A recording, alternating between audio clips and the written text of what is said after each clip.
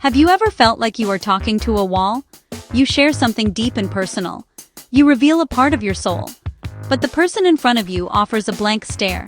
They give you a pre-programmed response. It is like they are reading from a script. This is the essence of what many are now calling an NPC. It stands for non-player character. This term comes from video games. It describes the background characters, the ones who walk in loops and repeat the same lines. They are not the main player. They are part of the scenery. They exist to make the world feel full. But they lack their own unique, self-directed consciousness. This concept is not just for games anymore. It is a powerful metaphor for what we are seeing in our own reality. Many people in our world seem to operate on a similar kind of autopilot. They are running on a program. This program is installed by society, by culture, by family, and by trauma. They follow routines without question. They repeat opinions they have heard without any real thought. Their emotional reactions are predictable and often shallow.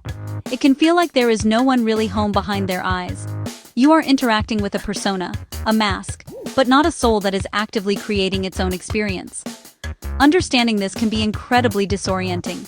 It can also be incredibly validating. It explains why some interactions feel so empty.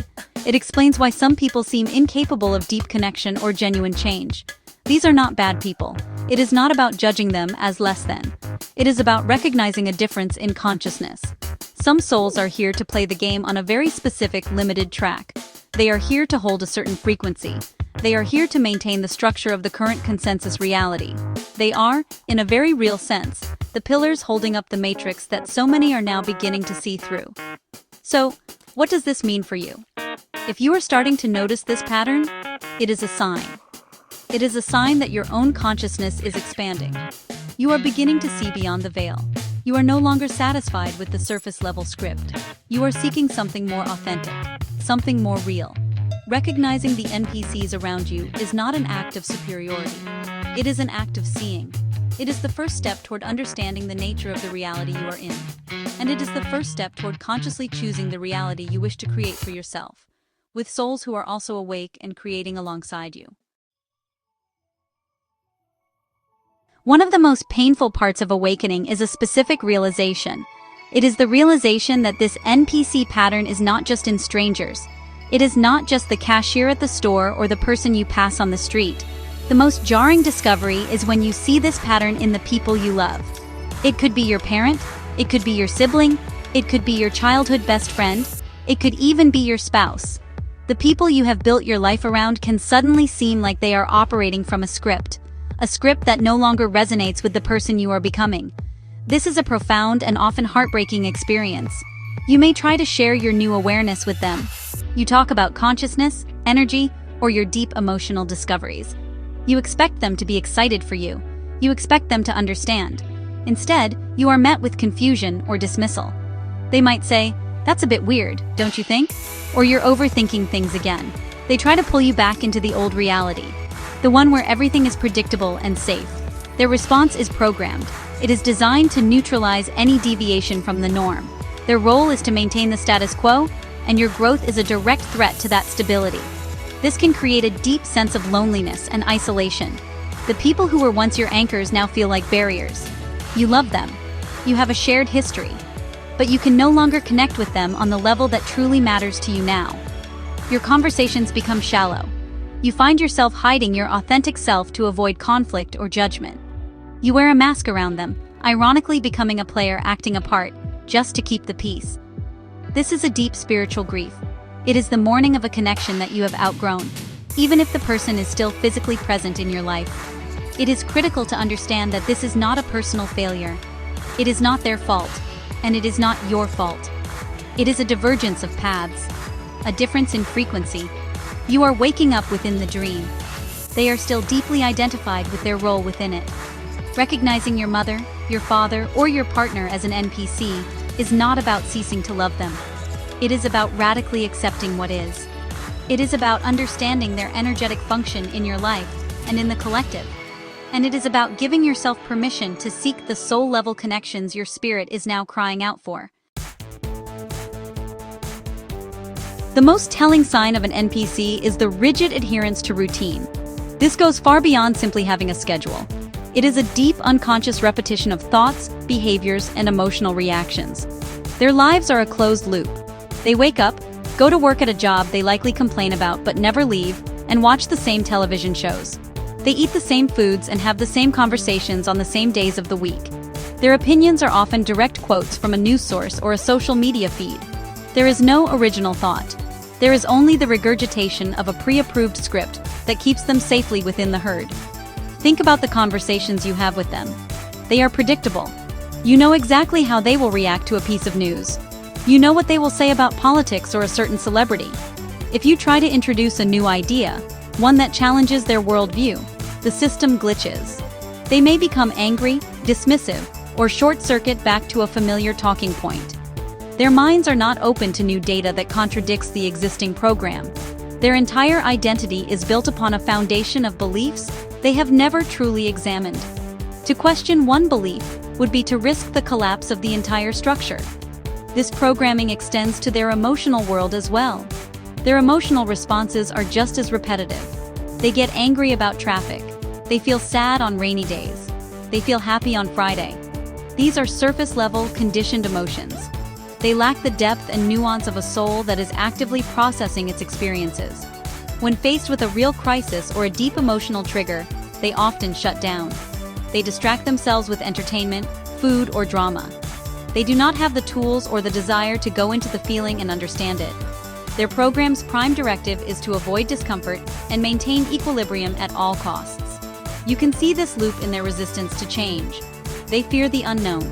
They will fight to keep everything exactly as it is, even if the current situation is making them miserable. Misery is at least familiar. A new job, a new city, or a new way of thinking is a system error. It is a threat to the predictable reality they cling to. This is why they often criticize those who take risks or step outside the lines. Your freedom highlights their own confinement. Your courage to change is a mirror to their fear of it. Their programmed loop is a cage, but it is a cage they perceive as a sanctuary. As you begin to awaken, you become a living, breathing system error in their world. Your personal growth is a direct challenge to their programming. The way an NPC reacts to your expansion is one of the clearest ways to identify them.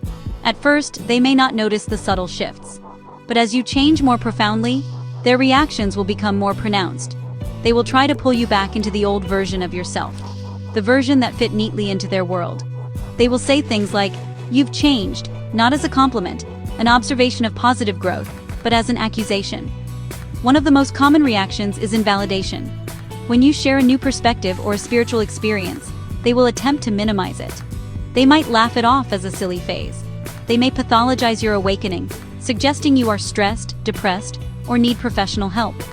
This is not always malicious. It is their program's defense mechanism.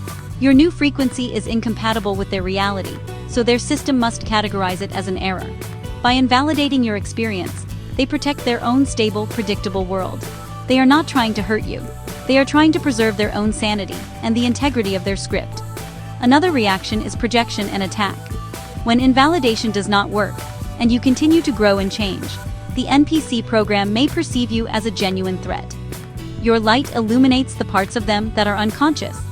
This is deeply uncomfortable for them. So, they project their own fears and insecurities onto you. They might call you selfish for focusing on your own healing. They might call you crazy for believing in things they cannot see or measure. They may gossip about you or try to turn others against you. This is the program attempting to isolate and neutralize the anomaly, which is you. Ultimately, if you do not allow yourself to be pulled back, the final reaction is often disconnection. The frequency gap becomes too wide. You can no longer find common ground. Conversations become strained and superficial. The energetic drain of being around them becomes too much to bear. They may withdraw from you, or you may find yourself naturally pulling away. This is not a failure. It is a natural energetic sorting. You have upgraded your operating system.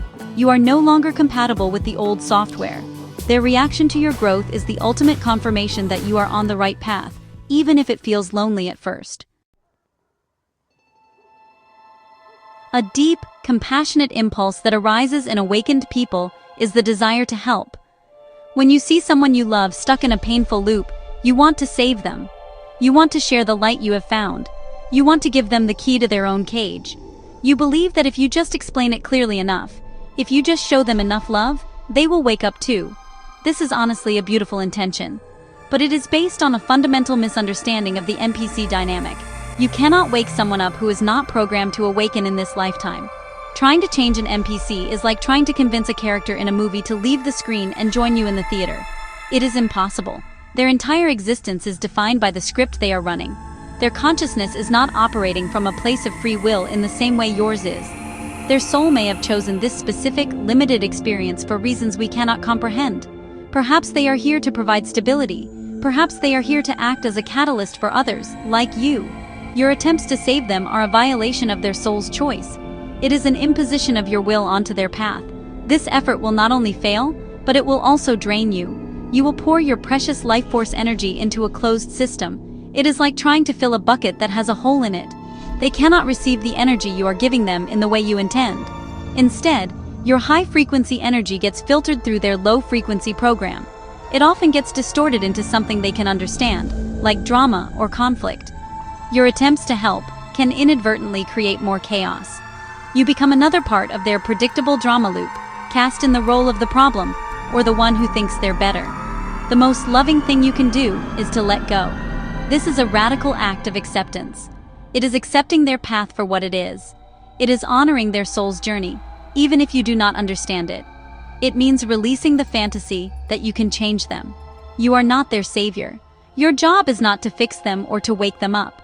Your job is to focus on your own awakening. Your job is to hold your own light. By trying to force their code to change, you are neglecting the beautiful, complex, and evolving program of your own consciousness. The urge to save others is a powerful one. It often comes from a place of deep love and compassion. But, we must look deeper.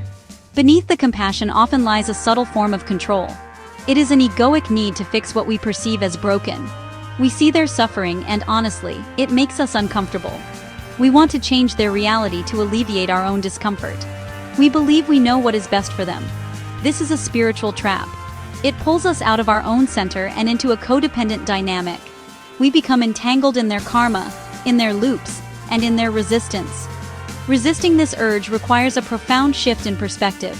It requires understanding that every soul has its own perfect and unique path.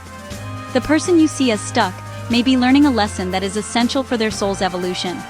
Their suffering may be the very catalyst they need for a future awakening. Perhaps not in this life, but in another. By intervening, you may be interfering with their curriculum. You are like a parent who does their child's homework for them. The child may get a good grade, but they have learned nothing. True growth can only come from within. So, what do you do with this powerful, compassionate energy? You must turn it back toward yourself. Use that desire to heal, to fix, and to save on your own inner world. Go into the parts of you that are activated by their situation. Why does their stuckness bother you so much? What fear does it trigger in you? Perhaps it reflects a fear of being stuck yourself. Perhaps it triggers a feeling of powerlessness. By using their situation as a mirror, you can uncover your own unhealed wounds. This is the true work. Healing yourself is the greatest gift you can give to the world. Letting go of the need to save is true freedom. It frees you from the exhausting burden of responsibility for another's happiness. And it frees them to be exactly where they are on their journey. You can still love them. You can still be kind. You can offer support if it is asked for, without attachment to the outcome. But you release the need to control their path. You become a lighthouse instead of a tugboat. You don't sail out to rescue the ships. You stand firm, shine your light, and allow them to navigate their own way toward the shore if and when they choose to. Once you recognize the NPC dynamic, the world can feel like, well, an energetic minefield. Interactions that were once neutral can now feel incredibly draining. This is because your sensitivity has increased. You are more attuned to the subtle energies around you. Being in the presence of someone operating on a low-frequency, unconscious loop can feel like being exposed to static. It can pull your own vibration down, leaving you feeling tired, foggy, and disconnected from your own truth. Therefore, learning to protect your frequency is not selfish. It is essential for your spiritual survival and growth. The first and most important tool is awareness. Simply being aware of the dynamic is a form of protection. When you know you are interacting with an NPC, you can consciously choose not to engage on a deep level. You do not offer up your soul's deepest truths for them to invalidate. You do not get drawn into their programmed dramas or debates. You can interact on a surface level with kindness and respect, but you hold your core energy back. You create an energetic boundary. This is not about being cold or aloof. It's really about being a wise steward of your own life force. Another powerful technique is to limit your exposure. This can be difficult, especially when the NPCs are family members or co-workers. You may not be able to cut them out of your life completely. However, you can control the duration and intensity of your interactions. Keep conversations short and focused on neutral topics. If you feel your energy starting to drain, find a polite reason to end the interaction and leave. Spend more of your free time with people who uplift you, who see you, and who resonate with your expanding consciousness. Choose to invest your energy where it will be reciprocated and amplified, not depleted. Finally, practice energetic cleansing.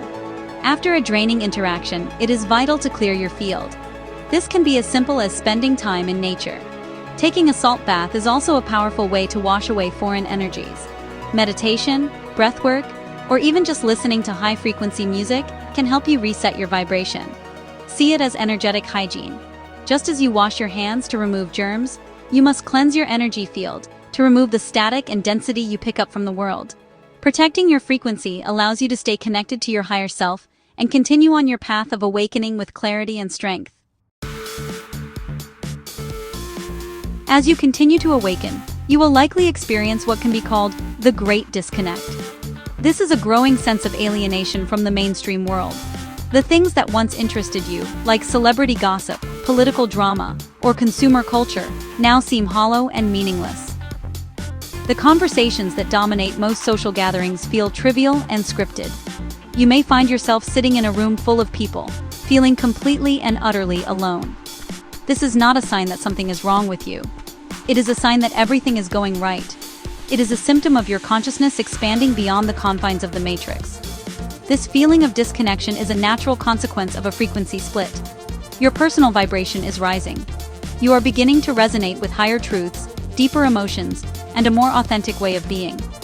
The collective reality, which is largely held in place by the unconscious programming of NPCs, is operating at a much lower, denser frequency.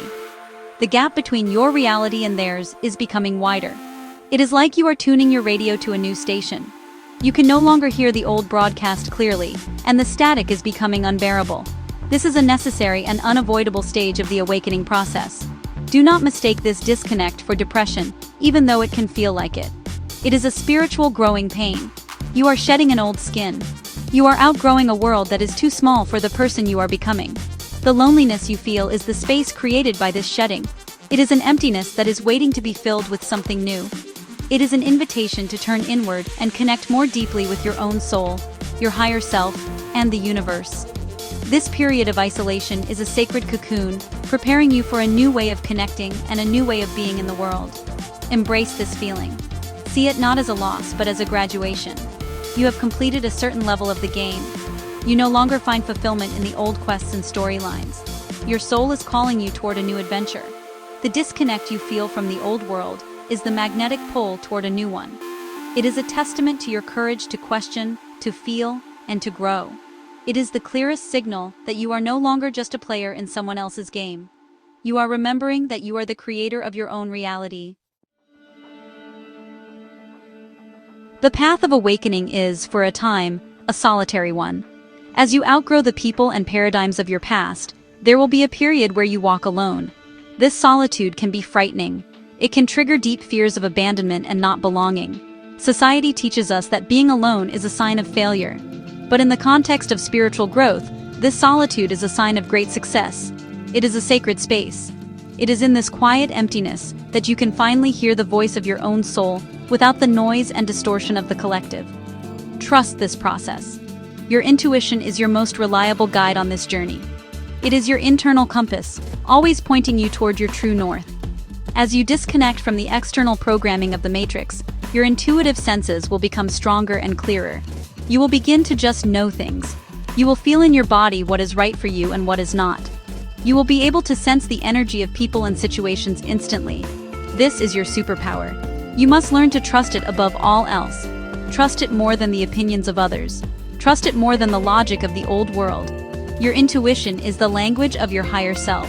This journey requires immense courage. It is the courage to be different. It is the courage to be misunderstood. It is the courage to release your attachment to being liked and accepted by everyone.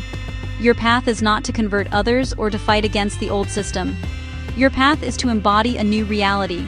You become an anchor for a higher frequency just by being your authentic self. Your presence alone offers a possibility, a choice, for those who may be ready to awaken. You lead not by preaching, but by being the living example of what is possible beyond the program. So, keep going. Embrace the solitude. Nurture your connection to your inner wisdom. Know that the loneliness is temporary. As your frequency stabilizes at this higher level, you will begin to attract your soul family. You will find others who are also awake, who speak your language, and who see the world through a similar lens of awareness. The universe is already arranging these meetings. Your job is to continue your own growth, to trust your path, and to hold your light steady. You are not alone. You are simply ahead of the curve, paving the way for a new world to be born.